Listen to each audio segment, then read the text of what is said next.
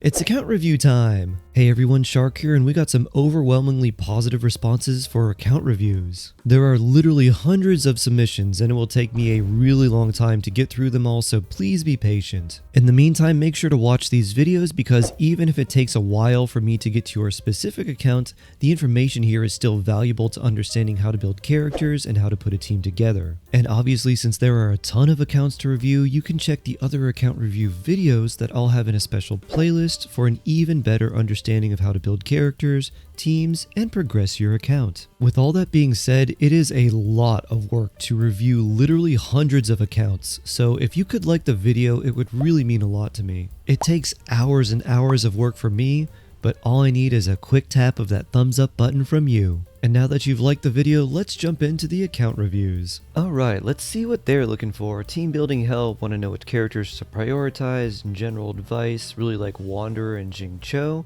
Not really ready to play with any strong characters. I think you might be. Alright, let's take a look. Alright, Cyclops, let's see. We've got your Wanderer, we've got Cyno, Electro Traveler, Tanari, Shangling, Barbara. Okay, let's start with Wanderer first and talk about Wanderer. But before we dive in, I see your World Level 3 AR-45. I would not do any more of the World Ascension quest. Stay at AR-35 and just continue to build your characters because it looks like you're going to need some of these characters built up quite a bit more. And if you try to use just one character around like AR-35 to 40, things are going to start hitting a lot harder.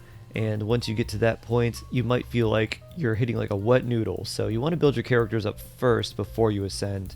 They don't necessarily need to be absolutely maxed, but you do want to build them up. Now let's dive in and talk about your characters. So a couple things. One, you definitely want to level the Wanderer's talents. His skill, his normal attacks, his burst, they all do pretty good damage, so you definitely want to level all of them up. They're all important for him. Secondly, the Favonius Codex is okay for Scaramouche. If you don't have any other good 4-star catalyst options, which honestly he doesn't really have a lot of good free-to-play options, then Favonius Codex is fine. You can use something like a Twin Nephrite, which is a 3-star weapon, but that gives you much lower base attack, but it does give you crits, but he also ascends with crits, so you may not need that much, and the higher base attack and the energy recharge for himself and the team might just be more worth it. Usually the Favonius weapons are used on support characters, not like on-field DPS characters, but you can make this work. Second thing I've noticed is you actually have leveled up your artifacts, not all the way, but a little bit. You've got an attack goblet, attack sands. For the headpiece, you want to give him an attack circlet or a crit circlet, something like that, something that's offensive because the HP percent doesn't actually help him. For your artifacts, I would level his feather as high as you can because the feather increases your flat attack, and this is actually pretty helpful, especially at lower adventure ranks. At this point, you should be able to get your characters to level 60, so you want to get your main characters, your main 4 that you're going to use on your team to level 60. So you want to get Wanderer up there, get his talents up, and make sure you get your weapon up to the maximum level, which should also be 60 as well. Leveling your weapon is very important for your overall damage, so I would probably level his weapon first, and then do his talents, and then ascend him and level his talents a little bit further. Alright, let's move on to Cyno. And for Cyno, same thing. Make sure to ascend him. You can get him to at least level 60, so you want him there, and you want to level up his talents, and you want his weapon to be the maximum level you can get it. Otherwise, you have leveled some of the artifacts, and there are some pretty offensive pieces, so this is good. We'll talk more about artifacts as well as team compositions you can make later, but for right now, I just want to make sure that you're getting the right things done first, so that way when you go to build a team comp, it feels like it is strong, and that the members are actually contributing and not just hitting like a bunch of wet noodles. Alright, so we got Cyno. Let's pop over here. We've got Electro Traveler. I highly recommend switching to the Dendro Traveler. That's going to be a lot more helpful for most of your team, so turn him into Dendro Traveler. And then for artifacts, he wants a lot of energy recharge, and then for weapon, he wants an energy recharge weapon. But I would not make Traveler your main focus right now. I would actually make Xiangling and Xingqiu, potentially Kaya, maybe Cyno your main focuses. So I'd probably do Wanderer, Xingqiu, Xiangling, and maybe Cyno as like your main 4 on a team. If you wanted some more defensive utility and a little bit more comfort, you could use Barbara, but I'm recommending Cyno, Wanderer, Xiangling, and Xingqiu just because you're eventually going to split those characters off and you can make your own teams with them. So focusing on them now I think is a pretty good idea. Alright, so let's move on to Tanari. Now, I wouldn't recommend building Tanari right now, so I'm not going to take too much of a look at him. I'll tell you more about artifacts and weapons, team comps, all that stuff later, but I recommend you actually put him on hold because Wanderer is an on-field carry, Cyno is an on-field carry, and so is Tanari. You don't really want 3 of them, you really only need 2, and if you're trying to build 3, that means you pretty much need 3 specific teams for them, and that's going to be too many resources for you right now, so just focus on these 2. And then we'll talk about some support characters later. So the first of the support characters I recommend you building would be Xiangling. You've already got the Dragon's Bane on her. None of her artifacts are leveled up. You actually have an EM headpiece, which is pretty nice. But you want to go for, same thing, offensive artifacts here. Attack percent, energy recharge is really good. Pyro damage goblet, attack percent also works well here. And you want to level up her feather. The most important talent for her is her Pyronado. You'll want to ascend her past 50, get her almost the highest level you can, and again, make sure to level your Dragon's Bane to the highest level you can get it as well. Even though you don't have Bennett, who pairs very well with your Xiangling, I think she still is worth leveling because the only other good support you have listed here is Kaya, but Kaya doesn't really work with Wanderer because his icicles follow around Wanderer when he floats, and they've got a very short range, so they're probably not going to hit any enemies if you use Kaya's Elemental Burst with Wanderer, so I think Kaya has to sit out as well. And while Xiangling's Burst also follows your character, it has a much larger range, and so it has a much better chance of actually hitting enemies. Now let's talk about Xingqiu. I feel like it's going to be the same thing. Yep, definitely want to ascend him, level up his talents. They're all level 1. I'm guessing you didn't realize you could actually level these talents. So make sure to go into those talent domains. It'll tell you which ones they need. So you can go on, I believe Wednesdays, Xingqiu needs his. I believe his is gold. So I think those are Wednesdays. So go into the leeway talent domains, check and see if the books are available and use them to level up Xingqiu. But he's C2, which is pretty nice. Other than that, just level his artifacts. You want to go feather first. That'll be the most damage increase for you, and look for offensive pieces. Energy recharge is really good for him, as well as attack percent hydro damage or attack percent crit here for the lower level artifacts. Now let's talk about Kaya. I wouldn't recommend building Kaya for you right now. He doesn't really synergize with anyone in your potential teams very well, unless you get a few other characters that you don't have displayed here. But if you did get characters to work in a team with Kaya, you'd basically build him like the other characters.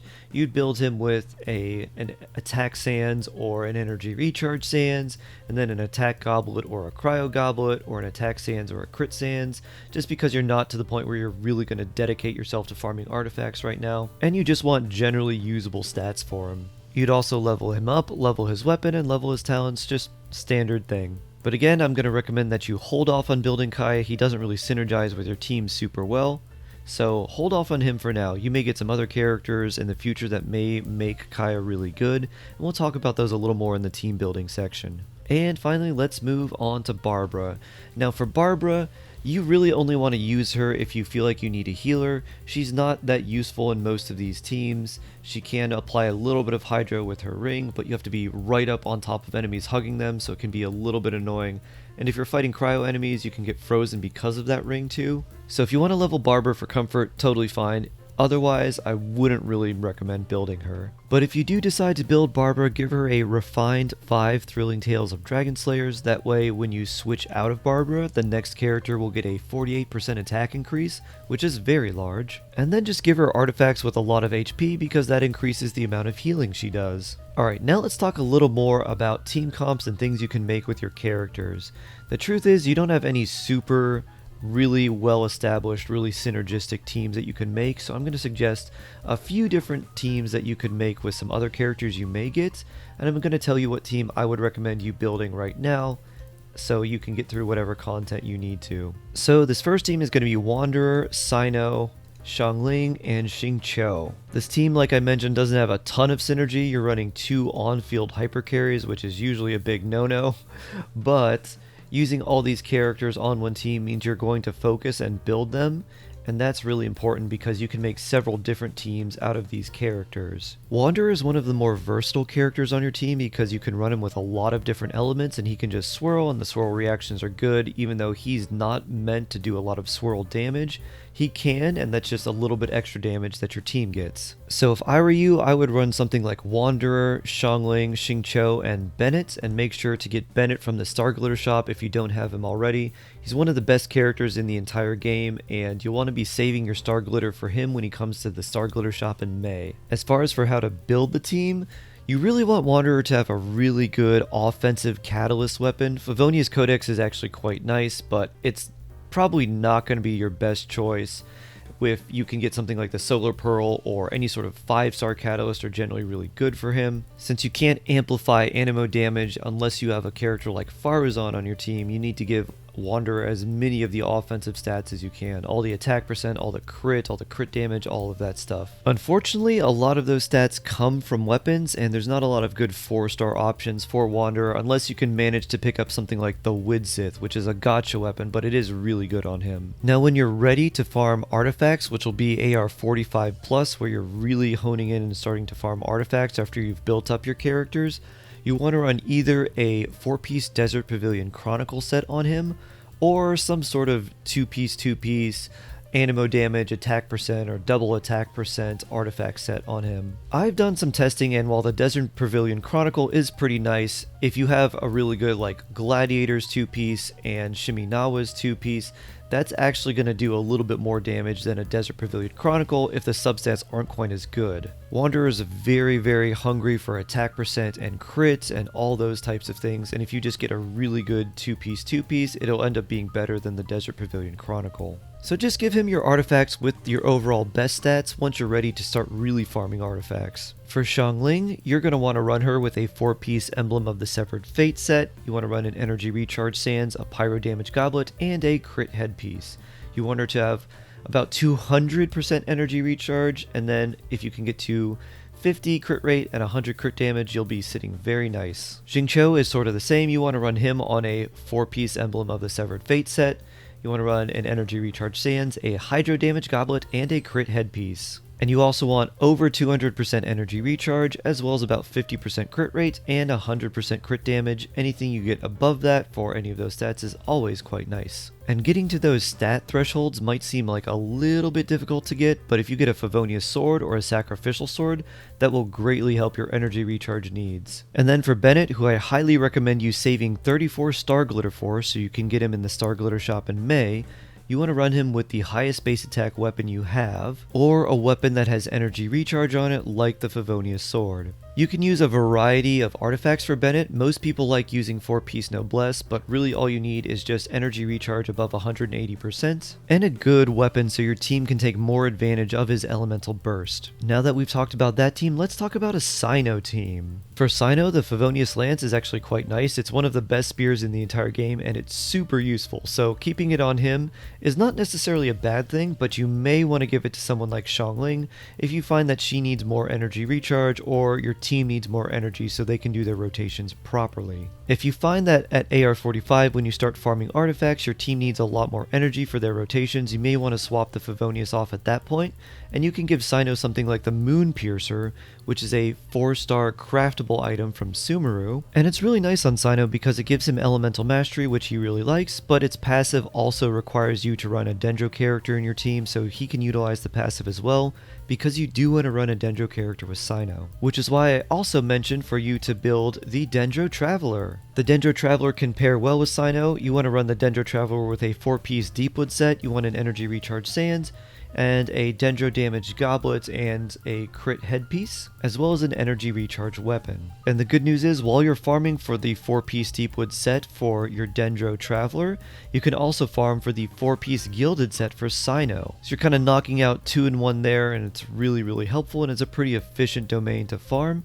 However, you could also run Cyno on a 4-piece Thundering Fury, or just a two-piece EM set, Thundering Fury, something like that. Whatever gives you the best overall substats, that's what you want to use. Now, other characters you want to look out for include Fischl, Beidou, Yao Yao, Nahida, potentially Baizhu could be a very good support character for you. You're really just looking for good supporting characters, particularly of the Electro or Dendro elements. The reason is that when you pair Electro and Dendro characters, they can create the Quicken reaction with Electro and Dendro together, and then that creates a special aura on an enemy where they take more Electro and more Dendro damage. And since Cyno wants to be on field in his elemental burst state, slashing his way to victory, doing as much Electro damage as he can, you want to make sure to pair him with some good off-field Dendro characters to help him do that. A shield is also very nice for him because he can get knocked around. He's supposed to have interruption resistance, but it's very, very weak.